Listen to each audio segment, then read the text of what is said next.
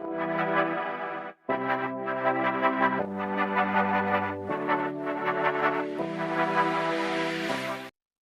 Student, welcome to my YouTube channel केज chemistry. मैं हूं आपका केज सर। जब हम कोई भी सुपरमार्केट में सामान खरीदने जाते हैं तब हम हमेशा स्टैंडर्ड वैल्यू यूज करके सामान खरीदते हैं। सपोज अगर मान लो, अगर मुझे अंडा खरीदना है, अगर मुझे एक अंडा चाहिए तो मैं बोलूँगा एक अंडा दीजिए। अगर मुझे 7 अंडा चाहिए तो मैं बोलूँगा 7 अंडा दीजिए। अगर मुझे 12 अंडा चाहिए तो मैं इसके जगह में एक स्टैंडर्ड टर्म को यूज़ करता हूँ। And what is that? That is dozen. That means क्या कि हम लोग 12 की जगह में एक स्टैंडर्ड टर्म को यूज करते हैं। क्यों करते हैं? क्योंकि 1 की कंपैरिजन में जो 12 है वो लिटिल बिट लार्ज नंबर है। तो टू सिंप्लीफाई आवर लाइफस्टाइल हम लोग 12 की जगह में एक डजन यूज कर लेते हैं। सिमिलरली अगर मुझे बनाना खरीदना है, ये भी हम लोग डजन के हिसाब से खरीदते हैं। जैसे 12 बनाना, दैट मीन्स क्या? 1 डजन। क्या होता अगर मैं इसके अंदर की जो पार्टिकल्स हैं, जो भी माइक्रोस्कोपिक पार्टिकल्स हैं, अगर मैं उसकी मात्रा को काउंट करना चाहता, या तो फिर मैं इसके अंदर जो भी नंबर ऑफ पार्टिकल्स है अगर मैं उसको काउंट करने की कोशिश करता, तो क्या मैं इसको कर सकता हूं? क्या ये पॉसिबल है? चलिए आगे इनके बारे में हम लोग डिटेल में समझते हैं। Suppose if I'll give you a glass of water and if I will ask you how many number of water molecules are present in it, क्या आप मुझे बता सकते हो इसके अंदर कितना वाटर मॉलिक्यूल है? क्या ये पॉसिबल है कैलकुलेट करना? थोड़ा सा सोचिए। चलिए मैं बताता हूं। Yes, it is possible. ये केमिस्ट्री में पॉसिबल है, बट प्रैक्टिकली तो पॉसिबल नहीं है। ये थियोरिटिकली पॉसिबल है। जो भी सब्सटेंस है, अगर कोई भी सब्सटेंस के अंदर कोई माइक्रोस्कोपिक लेवल का पार्टिकल्स होते हैं तो इसको कैलकुलेट करने के लिए हम लोग एक स्टैंडर्ड टर्म को यूज करते हैं। And this is what? This is mole. तो मोल बेसिकली हम लोग यूज क्यों करते हैं कि कोई भी सब्सटेंस के अंदर जो भी माइक्रोस्कोपिक लेवल का पार्टिकल्स होते हैं उसको कैलकुलेट करने के लिए। जैसे 1 डजन हम लोग यूज किए थे 12 की जगह में, वैसे केमिस्ट्री में एक नंबर है एंड वो नंबर कितना होता है? 6.023 इंटू 10⁻23। इसको हम लोग काउंट करने के लिए इसकी जगह में एक स्टैंडर्ड टर्म यूज करते हैं and this is what? This is mole. That mean जैसे 12 इक्वल टू 1 डजन हम लोग लिखते हैं, वैसे ये नंबर इक्वल टू हम लोग 1 मोल लिखते हैं। अब ये नंबर आया कहाँ से? कैसे हम लोग कैलकुलेट कर सकते हैं? चलिए उसको आगे हम लोग समझते हैं, लेकिन उससे पहले हम लोग थोड़ा मोल को डिटेल में समझते हैं। Now we are going to define what is mole. तो मोल जो है, पहले ऑसवर्ल्ड ने 1896 में इसके कॉन्सेप्ट को दिया था। मोल क्या होता है? नहीं तो कोई भी सब्सटेंस की अमाउंट को कैलकुलेट किया जाता है एसआई यूनिट में, उसको हम लोग मोल कहते हैं। अब मोल की साइंटिफिक डेफिनेशन की जरूरत है, तो चलिए उसकी साइंटिफिक डेफिनेशन को देख लेते हैं। तो साइंटिफिक डेफिनेशन क्या है इसकी? It is defined as the amount of species और एंटिटीज। वो क्या होता है? Atoms, molecules, ion etcetera, that will be equal to the number of atoms present in 12 gram of C12 isotope.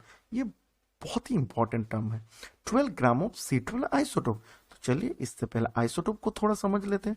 Isotope मतलब क्या होता है? आइसोटोप मतलब आइसो मतलब सेम होता है। That mean same atomic number, same atomic number and different mass number, different mass number, उसको हम आइसोटोप्स बोलते हैं। जैसे take an example, suppose if I'll take C12 6, C13 6, C14 6, that means what? यहाँ पे आप थोड़ा सा ध्यान से देखो, यहाँ पे जो भी एटॉमिक नंबर है सब सेम है, लेकिन मास नंबर इनकी सब डिफरेंट है। दैट मीन्स हम इन हर एटम को एक दूसरे की आइसोटोप कह सकते हैं। अब यहाँ पे C12 लेने का रीजन क्या है? कि ये इजीली अवेलेबल होता है, ये इनर्ट नहीं होते हैं, ये ज्यादा रिएक्टिव नहीं होते हैं, और दूसरी बात इसको अलग मतलब अलग आइसोटोप से इजीली सेपरेट कर सकते हैं, इसलिए इसको लिया गया है। तो अभी हमारा मकसद क्या है? हम लोग को 12 ग्राम ऑफ C12 आइसोटोप के अंदर कितना नंबर ऑफ एटम्स प्रेजेंट है वो कैलकुलेट करना है। अगर हम लोग वो नंबर ऑफ एटम्स को मिल जाएगा तो हम लोग कह सकते हैं वो number of atoms is equal to the mole. तो चलिए अभी आगे चलते हैं। तो अभी आगे हम लोग क्या करेंगे? वो नंबर को फाइंड आउट करने जाएंगे, लेकिन इससे पहले स्लाइड में मैंने बोला था 1 mole is equal to 6.023 into 10⁻23। तो दैट मीन्स व्हाट? यही नंबर होगा।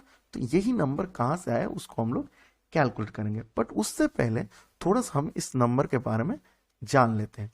इस नंबर को बोला जाता है एवोगाड्रो कांस्टेंट या तो फिर एवोगाड्रो नंबर। तो बेसिकली एवोगाड्रो नंबर क्या है, नहीं तो एक मोल के अंदर जितना नंबर ऑफ एटम्स होते हैं उसी को एवोगाड्रो नंबर बोलते हैं, और वो नंबर ऑफ एटम्स कितनी होती है, वो 6.023 इंटू 10⁻23 के इक्वल होते हैं। इसको डिनोट किया जाता है कैसे, Na से।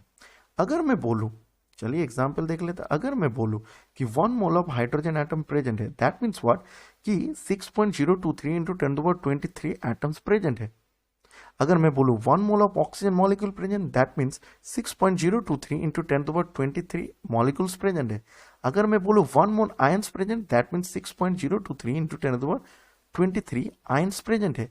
मैं इसकी जगह में Na भी लिख सकता हूं, गॉट इट, क्योंकि इस नंबर को Na से रिप्रेजेंट किया जाता है। अगर मैं बोल दूं 1 मोल गधा मतलब क्या है, दैट मीन्स 6.023 इंटू 10⁻23 गधा होता है, गॉट इट।